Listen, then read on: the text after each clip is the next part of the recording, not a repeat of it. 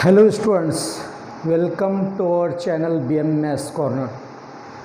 पिछले लेक्चर में हमने 12th स्टैंडर्ड मैथमेटिक्स का पार्ट 1 स्टार्ट किया है। उसमें यूनिट नंबर 1 मैथमेटिकल लॉजिक की हम स्टडी कर रहे हैं। आज के इस लेक्चर में भी हम मैथमेटिक्स पार्ट 1 का पहला यूनिट मैथमेटिकल लॉजिक, इसके कुछ और बेसिक कॉन्सेप्ट्स स्टडी करेंगे और फिर उसके बाद एक्सरसाइज 1.1 इसमें से कुछ प्रॉब्लम सॉल्व करेंगे। So please here, what is mean by simple statement. पिछले लेक्चर में हमने देखा what is mean by statement. अब आज हम देखने वाले सिंपल स्टेटमेंट किसे कहते हैं। Simple statement means a statement which can not be further split into 2 और मोर स्टेटमेंट्स। ऐसा स्टेटमेंट 2 या 2 से ज़्यादा स्टेटमेंट्स में उसको हम ब्रेक नहीं कर सकते, टुकड़े नहीं कर सकते, या एक स्टेटमेंट से 2 स्टेटमेंट फॉर्म नहीं कर सकते, उसको कहेंगे हम simple statement. For example 3 is a prime number. All of you know that 3 prime number है और इसको हम ब्रेक नहीं कर सकते क्योंकि it is a simple sentence. एक ही है। सिमिलरली 2 इंटू 3 इक्वल टू 10, ये भी एक ये स्टेटमेंट है, सिंपल स्टेटमेंट कहेंगे इनको। इन नेक्स्ट है compound statement. Compound statement is opposite of simple statement. Simple में क्या स्टडी किया हमने भी, ऐसा स्टेटमेंट जिसको एक से ज़्यादा स्टेटमेंट में हम ब्रेक नहीं कर सकते और स्प्लिट नहीं कर सकते। कंपाउंड स्टेटमेंट किसे कहते हैं? A statement which is a combination of 2 or more statements is called compound statement। ऐसा स्टेटमेंट जो कि 2 या 2 से ज़्यादा स्टेटमेंट्स का कॉम्बिनेशन है, यानी 2 या 2 से ज़्यादा स्टेटमेंट को कंबाइन करने के बाद जो स्टेटमेंट फॉर्म हुआ है वो कहलाता है compound. For example here 2 is an even number and 5 is an odd number. जैसा कि आप यहाँ पर देख रहे हैं, यहाँ पर कितने स्टेटमेंट है? There are 2 statement. पहला स्टेटमेंट क्या हो गया? 2 is an even number, it is 1 statement. और दूसरा स्टेटमेंट क्या हो गया? 5 इज़ एन ऑड नंबर। इन दोनों को किससे कंबाइन किया हुआ है यहाँ पर? एंड। तो ये जो एग्जाम्पल है, it is the example of compound statement. आता है logical connectives. The words or phrases which are used to connect 2 or more statements are called as logical connectives। यानी कुछ ऐसे वर्ड्स या ऐसे फ्रेजेस जो 2 स्टेटमेंट्स को जोड़ने का काम करते हैं या 2 स्टेटमेंट्स को कंबाइन करने का काम करते हैं, ऐसे वर्ड्स और फ्रेजेस को हम यहाँ पर लॉजिक में क्या कहेंगे? Logical connectives. कनेक्टिव बना है कनेक्शन से, मतलब कनेक्ट करना। 2 स्टेटमेंट को कनेक्ट करने के लिए जो वर्ड और जो सिंबल और जो फ्रेज का हम यूज़ करते हैं वो कहते हैं logical connective. There are 5 connectives in logic. तो इस तरह से लॉजिक में हमको कितने कनेक्टिव्स की स्टडी करना है? There are 5 logical connectives. अब उनके नाम इस तरह से, फर्स्ट कनेक्टिव इज कंजंक्शन, ये उसका सिंबल है, उसको कंजंक्शन उसका नाम है और ये उसका सिंबल है। इसको एंड भी पढ़ सकते हैं हम, इसको हम क्या पढ़ेंगे? एंड। नेक्स्ट है डिसजंक्शन, ये उसका सिंबल है, इसको हम और भी पढ़ सकते हैं। नेक्स्ट है इम्प्लीकेशन और कंडीशनल, उसका सिंबल इस तरह से, और इसका जो वर्बल फॉर्म या इसका जो सेंटेंस आता है, इफ़ डैश देन डैश, यानी ये सिंबॉलिक फॉर्म में जब हम लिखेंगे तो वहाँ पे कनेक्टिव इम्प्लाइज का यूज़ करेंगे, इसको क्या पढ़ते हैं? इम्प्लाइज। लेकिन वर्बल फॉर्म में अगर उसी सेंटेंस को हमको लिखना है तो इफ़ पी देन क्यू, इस तरह से हम उसको वर्बल फॉर्म में एक्सप्रेस करेंगे। नेक्स्ट है कनेक्टिव नंबर 4, डबल इम्प्लीकेशन और बाय कंडीशनल। इसको, इस सिंबल को हम डबल इम्प्लाइज पढ़ेंगे। लेकिन जब हम इसका वर्बल फॉर्म में सेंटेंस फॉर्म करेंगे तो आपको वर्बल फॉर्म में कैसे लिखना है, पहले statement P, if and only if, और उसके बाद में स्टेटमेंट क्यू। तो जब भी कोई दो स्टेटमेंट्स को इफ़ एंड ओनली इफ से हम कनेक्ट करते हैं, कंबाइन करते हैं, तो वो स्टेटमेंट हो जाता है डबल इम्प्लीकेशन या बाय कंडीशनल वाला। और लास्ट कनेक्टिव आता है निगेशन, जिसका ये सिंबल है, और इसको हम नॉट भी पढ़ सकते हैं। So these are the 5 logical connectives. Students please see here. अभी हमने देखा इसी लेक्चर में देयर आर 5 लॉजिकल कनेक्टिव्स। अब वो 5 लॉजिकल कनेक्टिव्स के बारे में हम डिटेल स्टडी करेंगे कि वो कनेक्टिव का यूज़ करके प्रॉब्लम हम किस तरह से सॉल्व करेंगे, उसको वर्बल फॉर्म में किस तरह से लिखेंगे, उसको सिंबॉलिक फॉर्म में किस तरह से लिखेंगे, उसका ट्रुथ टेबल किस तरह से होगा। ये सारी चीज़ें हमको यहाँ पर डिटेल में स्टडी करना है। So please see here. पहला लॉजिकल कनेक्टिव है कंजंक्शन, जिसका के सिंबल है ये, और उसको ए एन डी एंड इस तरह से भी हम पढ़ते हैं। उसके एग्जाम्पल लेते हैं। पहले हम पी और क्यू, ये स्टेटमेंट्स है, जैसा कि हमने पहले लेक्चर में देखा है, statements are always denoted by small letters P, Q, R, S etcetera. ठीक है, तो statement P denote 4 is odd, statement Q denote 1 is prime. ये दो सेपरेट स्टेटमेंट्स हैं जिनको हम सिंपल स्टेटमेंट्स भी कह सकते हैं। अब इन दोनों सिंपल स्टेटमेंट्स को कंजंक्शन का यूज़ करके या एंड का यूज़ करके हम कंपाउंड स्टेटमेंट किस तरह से फॉर्म करेंगे वो देखिए। अगर इन दोनों को P एंड Q को कंजंक्शन यानी एंड का यूज़ करके एक कंपाउंड स्टेटमेंट अगर फॉर्म करना है तो उसका वर्बल फॉर्म किस तरह से होता है देखिए। 4 इज़ ऑड, पहले आप क्या करेंगे, स्टेटमेंट P लिखेंगे, उसके बाद में ये लॉजिकल कनेक्टिव एंड आ जाता है, उसके बाद स्टेटमेंट Q लिखना है 1 is prime. It means that statement P और स्टेटमेंट Q को connective A N D and इससे आपको कंबाइन करना है, तब जाकर ये क्या हो जाएगा, कंपाउंड स्टेटमेंट हो जाएगा। और सिंबॉलिकली, सिंबॉलिक फॉर्म में उसको हम इस तरह से लिखेंगे P एंड Q, इस तरह से आपको इसको पढ़ना है, P एंड Q, इस तरह से हम रीड करेंगे इसको। अब इसके ट्रुथ टेबल देखिए, यहाँ पर 3 कॉलम्स आपको लेना है। पहले कॉलम में स्टेटमेंट P आएगा, सेकंड कॉलम में स्टेटमेंट Q, और थर्ड कॉलम में compound statement P and Q आएगा। P के कॉलम में जो ट्रूथ वैल्यूज़ हम लेते हैं, 2 ट्रू 2 फॉल्स, ये कॉमन है हर क्वेश्चन में और हर ट्रूथ टेबल में। जहाँ पे आपको ट्रूथ टेबल प्रिपेयर करना रहेगा तब आप P का कॉलम और Q के कॉलम के जो ट्रूथ वैल्यूज़ है वो ऑलवेज सेम लेंगे। जैसा कि स्टेटमेंट Q क्या है, अल्टरनेट ट्रू फॉल्स, तो इस तरह से इसके ट्रूथ वैल्यूज़ आपको लेना है। कंजंक्शन P एंड Q और conjunction of P and Q, यानी इसमें चेंजेस किस तरह से होते हैं देखिए।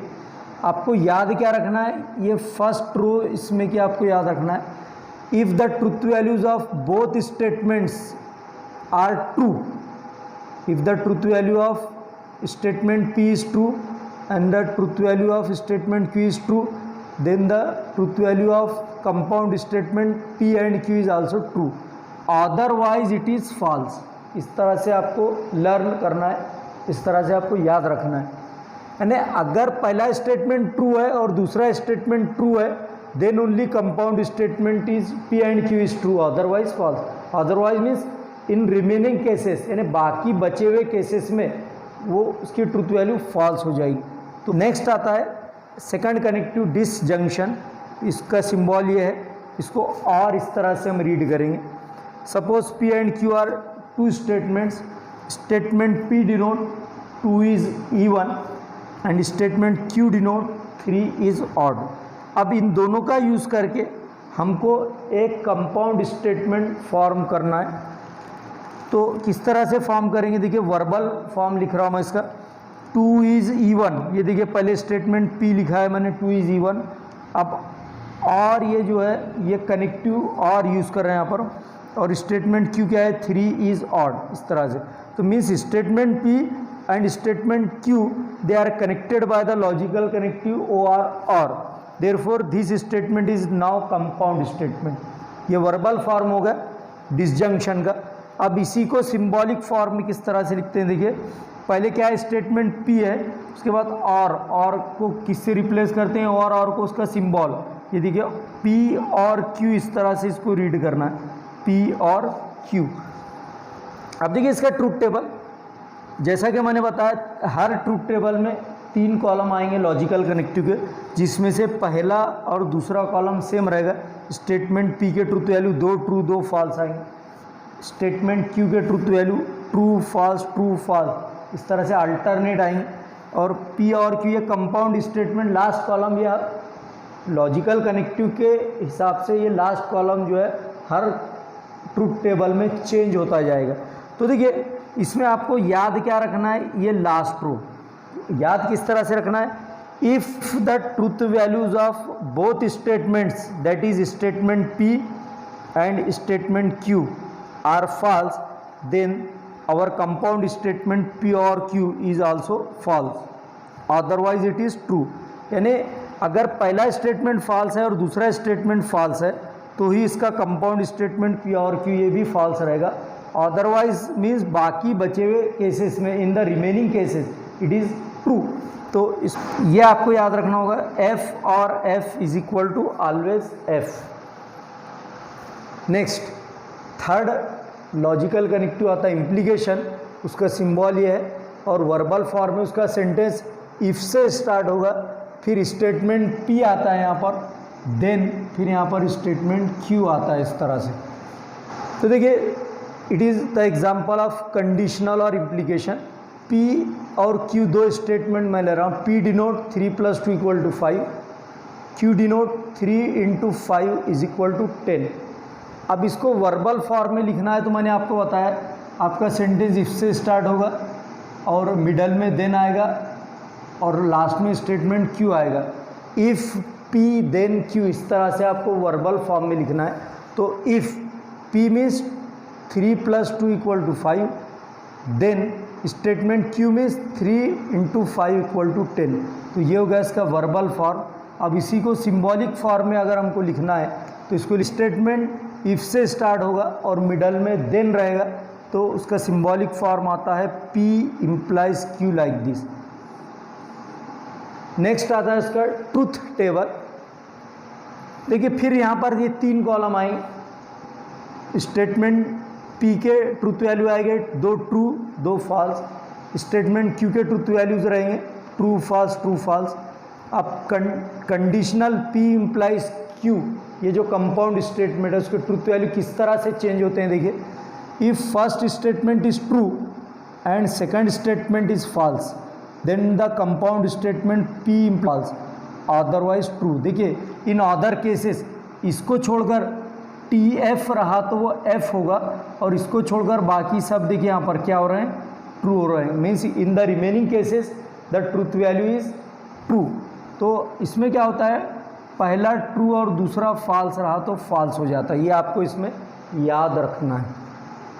नेक्स्ट फोर्थ कनेक्टिव आता है डबल इम्प्लीकेशन और बाय कंडीशनल। उसका ये सिंबल है, इसको डबल इम्प्लाइज पढ़ेंगे।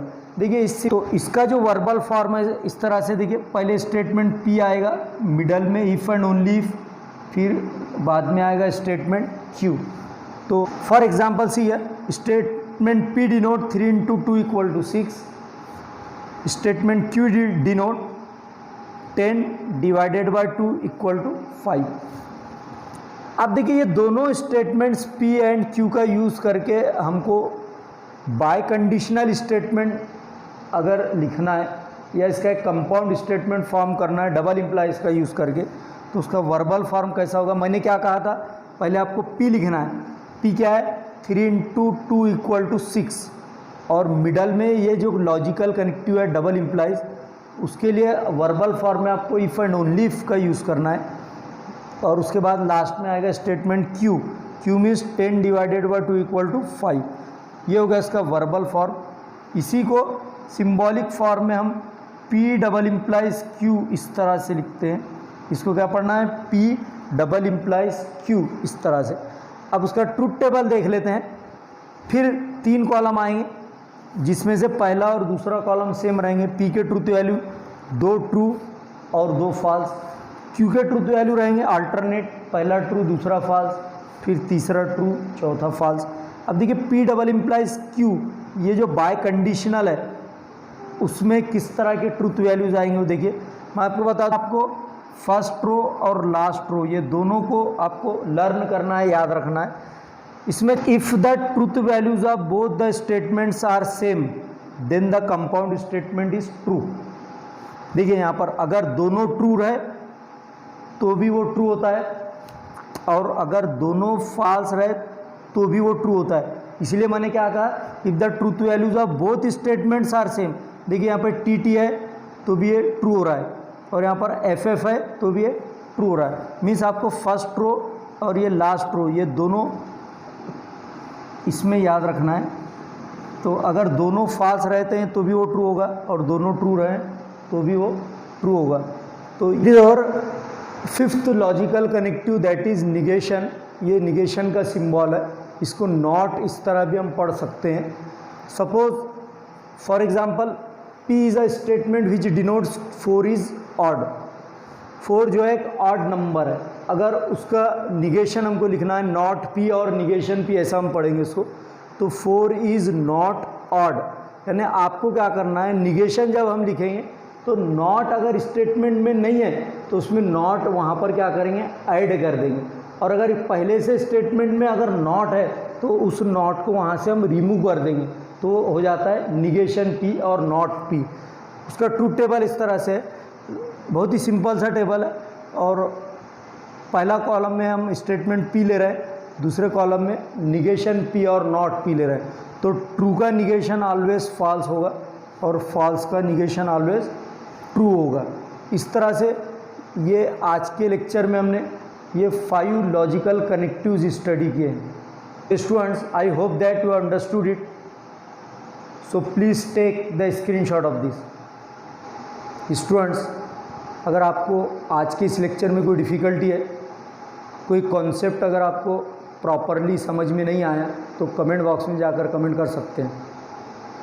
दोस्तों, अगर आपको ये वीडियो लेक्चर पसंद आया हो तो लाइक और शेयर करना ना भूलें। ज़रूर लाइक और शेयर